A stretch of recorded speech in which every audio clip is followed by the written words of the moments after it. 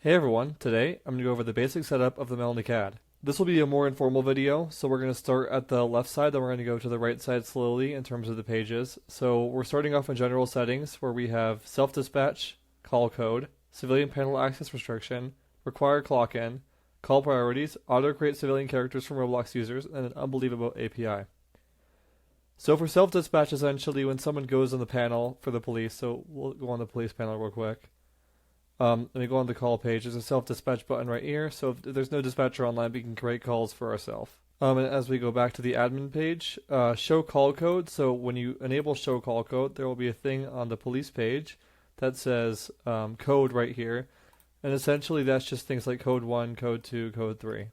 So if you don't know what that is, you probably don't need it. It's up to you. And then here we have civilian panel access restriction. This is basically... So if this is disabled, then anyone on the CAD can access the civilian panel. If it's enabled, then only people with specific CAD permissions for civilian can access it. And then maximum allowed character, this is the maximum allowed characters that someone can make. So if you go to the civilian page on the CAD, we can see our managed characters right here. So if we had a limit of 5, I'd only be able to make 5 of these. So that's the default.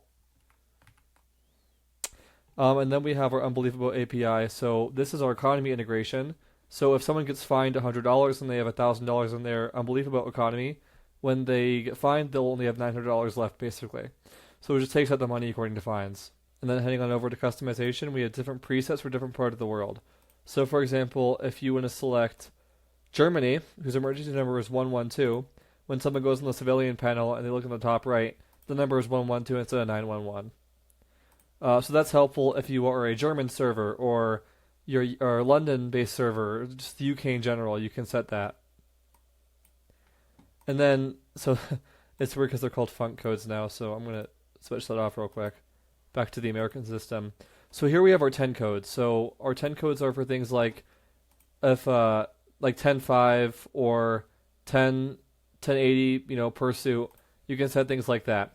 And then what you can actually do is that if you're on a website that has a list of 10 codes for your area, you can paste that into here and it will auto-format them for you. So if you have a list of, let's say, 180, or 150 is the max. If you have a list of 150 10 codes from your district, you can just paste them in here and it will auto-make them for you. And then we have our tones. So we have our call assigned, our on-call, and then all the tones right here. We have defaults that you can easily change by clicking the upload button. And then we have custom tones. So essentially custom tones are, when you go on the police panel, which I will go on right now, when you go to the units, this also works on the dispatch panel, so maybe that would actually demonstrate it better. So let's go to the dispatch panel. And I select a unit. I have my unit right here. This is my dispatch. So if this was someone else, I could send a tone to them. So the custom tones will appear here, and when you press that, it will actually send them the tone that you configured. So it'll play in their browser and everything. We'll move on to agencies. So agencies are what you want your departments to be called, and you can also add subdivisions. So, for example, I want my police department to be called the River City Police Department. Or if you are based in Denver, you can do the Denver Police Department, etc.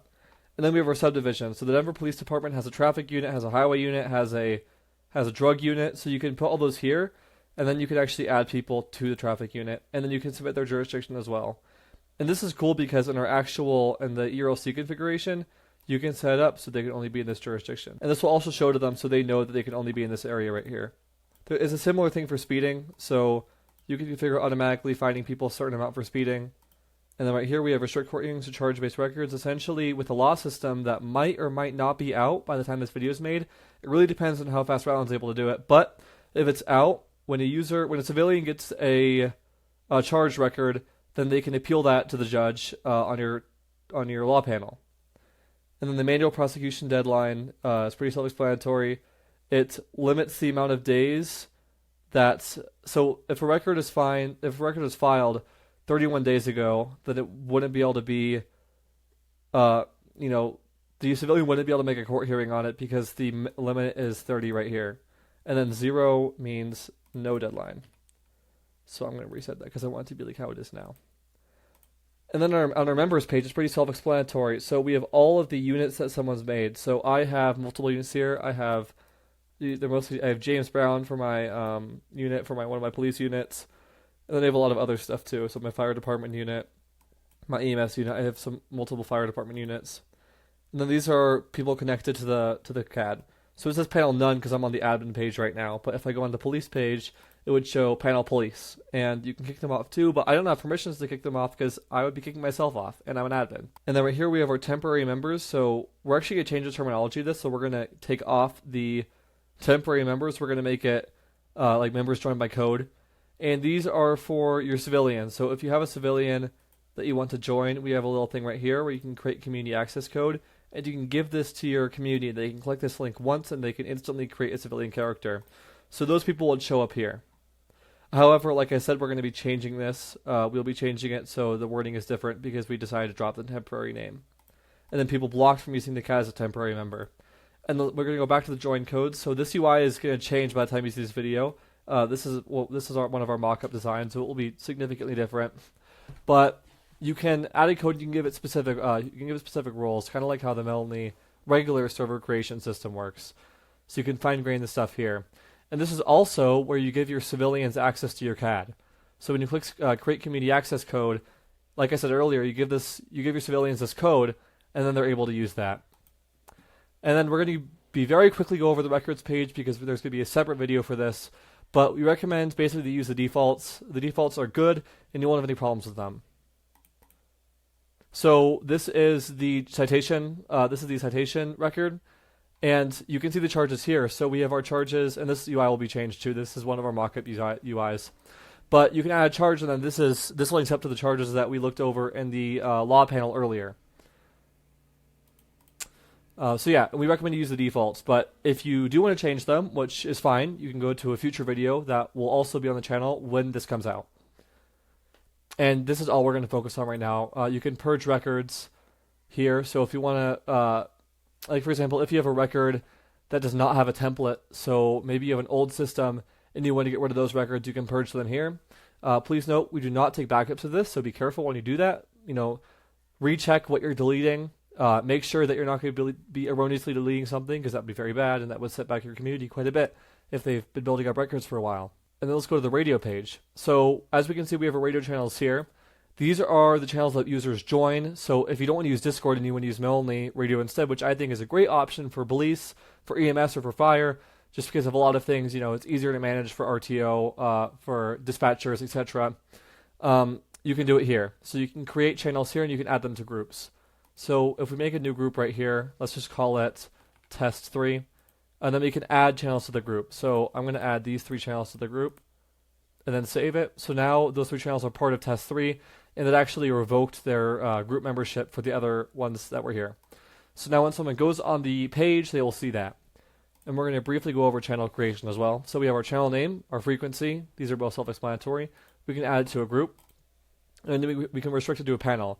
So if we only want users on the Fire RTO to be able to join our Fire RTO channel, then we can do Fire RTO, and they will only be able to join that. And then the same goes for agencies. You can restrict access to certain agencies. We made the agencies earlier in the video. And then we have basic settings for allow CAD admins to bypass the panel agency restrictions. So if that's true, then admins will be able to bypass any of these restrictions. So for example, even if they're on the police panel, they'll still be able to see Fire RTO. And similar thing goes over to talk over protection. Essentially, there is a feature where if someone tries to talk at the same time as someone else, it will stop them from talking, and this allows dispatchers to bypass that. So if someone else is talking, dispatchers can use their keybind to talk, and that will work. Something else to note is that this is a default setting that cannot be disabled. If someone double presses their push to talk keybind, then they can bypass the talk over protection as a default. And then we have our RFX. So we have FM and AM. So in your own private experimentation, you're going to notice that AM sounds much more like a radio than AM does. Or sorry, AM sounds more like radio than FM does. And I think a lot of you guys might be enticed to use the AM because of this. However, in my personal opinion, FM is actually more realistic. Most of your police departments in the world and fire departments are using FM radios already. And that's actually why, if you listen to a lot of police body cam, the radios sound more crisp than they would if they were AM. So it's up to you. And then our advanced FX, this actually isn't going to be gone over in any video because I genuinely don't think this is worth going over in a video. But if you know what you're doing when it comes to audio stuff, change this however much you want. We also have presets for specific types of radios right here. So you can see which one which type of configuration your local department has by asking someone in the area. If maybe you have a friend that's a police officer, you have a friend that's a dispatcher or a fire department person a firefighter, that you can ask them. But for the most people, you won't need to configure this. Anyways, that's the end of the general setting tutorial. If you have any more questions, you can talk to us in support. And thank you for watching. I hope you enjoy the CAD.